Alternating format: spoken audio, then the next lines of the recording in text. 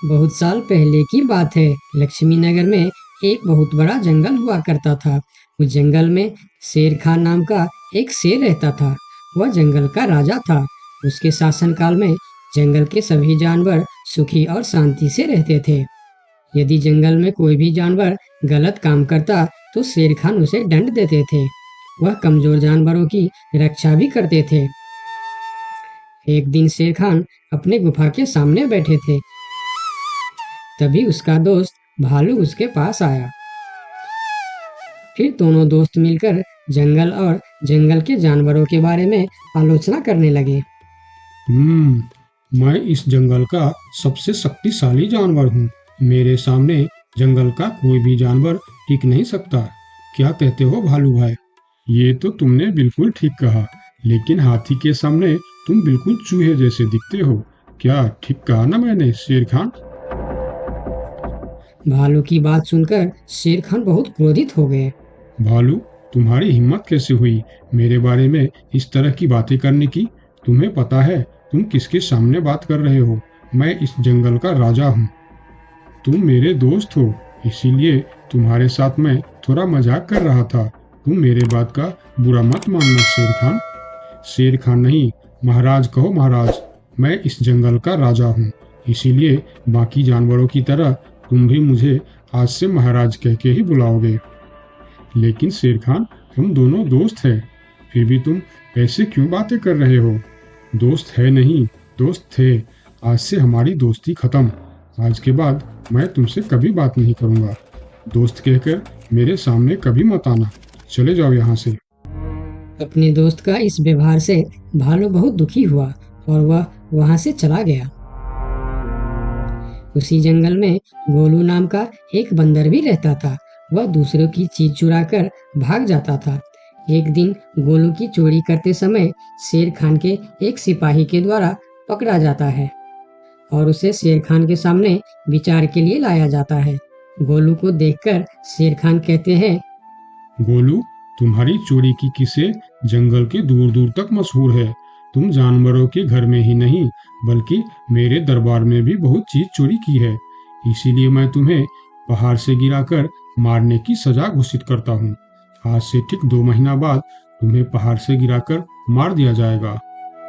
अपनी मौत की सजा सुनकर गोलू बहुत रोने लगा और बोला, महाराज, मैं अब कभी चोरी नहीं करूंगा। मुझे माफ कर दीजिए महाराज। मेरे घर में छोटे छोटे बच्चे हैं, मुझे छोड़ दीजिए महाराज। लेकिन शेर खान ने उसकी फरियाद नहीं सुना। तब एक सैनिक उसे ले जाकर जेल में बंद कर देता है। उधर गोलू का दोस्त भोलू को जब इस बात का पता चलता है, तब वह गोलू से मिलने के लिए कैद खाने में पहुंच जाता है और उससे कहता है, देखा गोलू, तुम पकड़े गए ना। मैं तुम्हें कितनी बार कहा था कि चोरी करना छोड़ दो। अब क्या होगा बताओ, कैसे निकलोगे यहाँ से? ये सब छोड़ो भोलू भाई, जो होना था वो हो गया। मुझे तो बस अपने परिवार की चिंता हो रही है।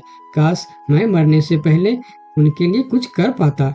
मेरे छोटे छोटे बच्चे हैं, बीवी है, अब उन सब का क्या होगा? मेरे बिना वह भी जीवित नहीं रह सकते। गोलू की बातें सुनकर भोलू सोच में पड़ गया।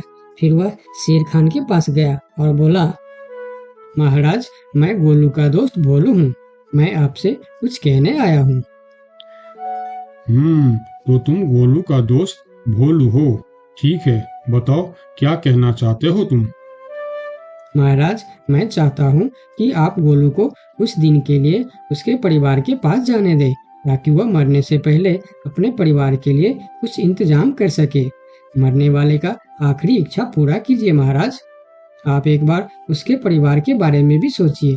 गोलू ने जो किया उसमें उसकी परिवार की क्या गलती है? अगर आप उसे कुछ दिन के लिए अपने परिवार के पास रहने दोगे तो शायद उसका परिवार बच जाएगा। मैं इस बारे में तुम्हारी कोई मदद नहीं कर सकता। अगर अपने परिवार से मिलने के बहाने गोलू भाग गया तो मैं किसको सजा दूंगा? शेर खान की बात सुनकर भोलू थोड़ा सोच में पड़ गया। फिर बोला, तो ठीक है महाराज, आप गोलू को छोड़ दीजिए। जब तक गोलू वापस नहीं आ जाता, मैं उसकी जगह कैद खाने में रहूंगा। और अगर वह कभी वापस नहीं आया तो क्या तुम उसके हिस्से की मौत की सजा भी लोगे? थोड़ा सोचकर बताओ। हाँ महाराज, मैं इसके लिए भी तैयार हूँ। भोलू की बात मानकर शेर खान ने गोलू को कैद से निकालकर भोलू को कैद खाने में डलवा दिया। तब बाहर निकलकर गोलू ने भोलू को बोला, दोस्त तुम चिंता मत करना, मैं समय से पहले ही वापस आ जाऊंगा। ऐसा कहकर गोलू वहां से चला गया और भोलू गोलू की जगह कैद खाने में रहने लगा। इस तरह बहुत दिन बीत गया, लेकिन गोलू वापस नहीं आया। तब एक दिन शेर खान भोलू के पास आया। देखा बंदर, मैंने कहा था ना गोलू वापस नहीं आएगा। अगर कल सुबह तक गोलू वापस नहीं आया तो शर्त के अनुसार कल शाम के समय तुम्हें पहाड़ से गिरा दिया जाएगा।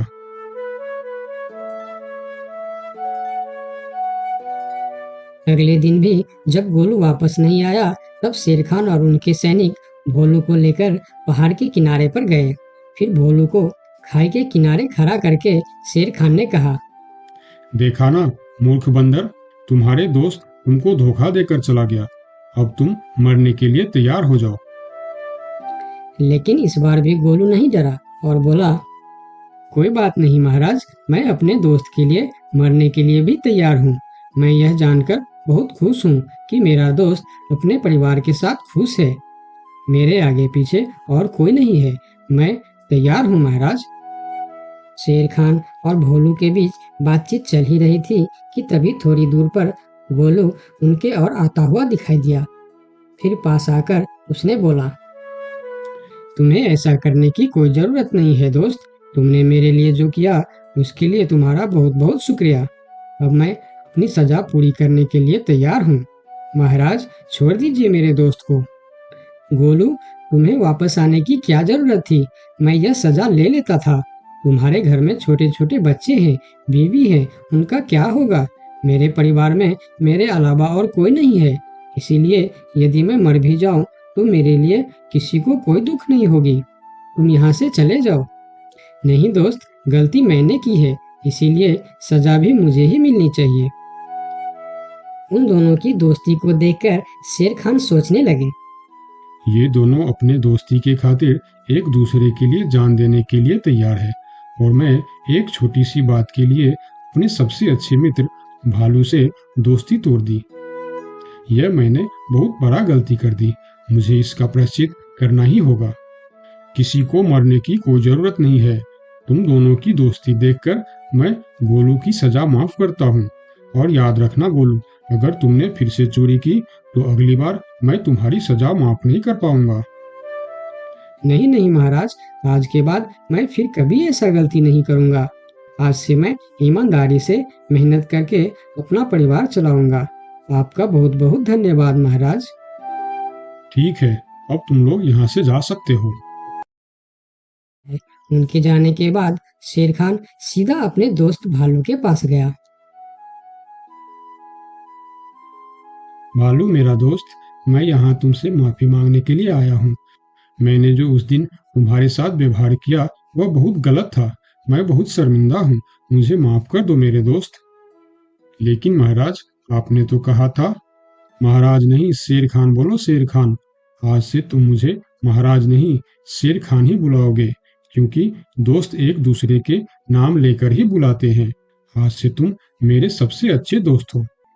गोलू और भोलू की दोस्ती देखकर शेर खान को अपनी गलती का एहसास हुआ और उसने भालू से माफी मांगी और दोनों फिर से दोस्त बन गए।